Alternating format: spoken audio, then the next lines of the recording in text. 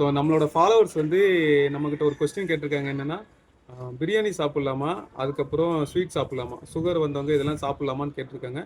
பெர்சனலாக எனக்கு நடந்த விஷயத்த நான் இந்த வீடியோவில் நான் ஷேர் பண்ணுறேங்க.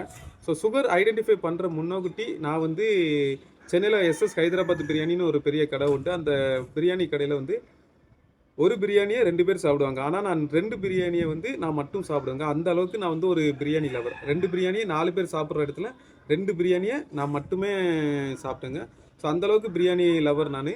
அதுக்கப்புறம் சுகர் ஐடென்டிஃபை பண்ணதுக்கு அப்புறம் வந்து நான் வந்து என்னோட ஃபுட் சர்க்கிள வந்து கம்ப்ளீட்டா சேஞ்ச் பண்ணிட்டேன். நெறைய டயட் எடுக்க ஆரம்பிச்சேன்.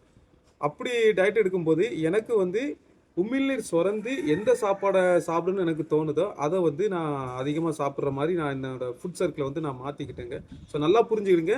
ஸோ எந்த ஒரு ஹெல்த்தி ஃபுட்டா இருந்தாலும் சரி, அன்ஹெல்த்தி ஃபுட்டா இருந்தாலும் சரி, உமிழ்நீர் சுரந்து நீங்க சாப்பிட்டீங்க அப்படின்னா, உடலுக்கு வந்து எந்த ஒரு கெடுதலும் கிடையாதுங்க. அத வந்து நான் இந்த ஃபுட் சர்க்கிள் அந்த சுகர் வந்ததுக்கு அப்புறம் தான் நான் இந்த விஷயத்த வந்து ஐடென்டிஃபை பண்ணேன். அதுக்கு முன்னாடி வந்து பார்த்தீங்கன்னா, அன்டைம் ஃபுட்டு, பிரியாணி நெறைய சாப்பிடுறது, பரோட்டா சாப்பிடுறது இந்த மாரிலாம் நெறைய ஹேபிட் இருந்துச்சு. இப்போ வந்து நான் அத வந்து கண்ட்ரோல் பண்ணிட்டேன்.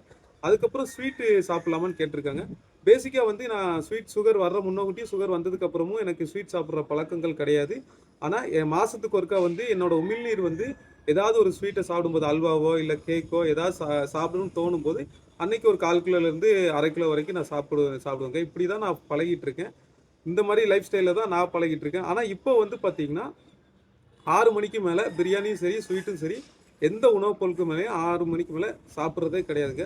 ஒரு வாழைப்பழம், தண்ணி குடிச்சுட்டு அப்படியே நைட்டு டின்னர வந்து முடிச்சுக்கிறேன். இப்படி தான் நான் வந்து சுகர கண்ட்ரோல் பண்றதுக்கான என்னோட உணவு பழக்கவழக்கங்கள நான் மாத்திக்கிட்டேன்.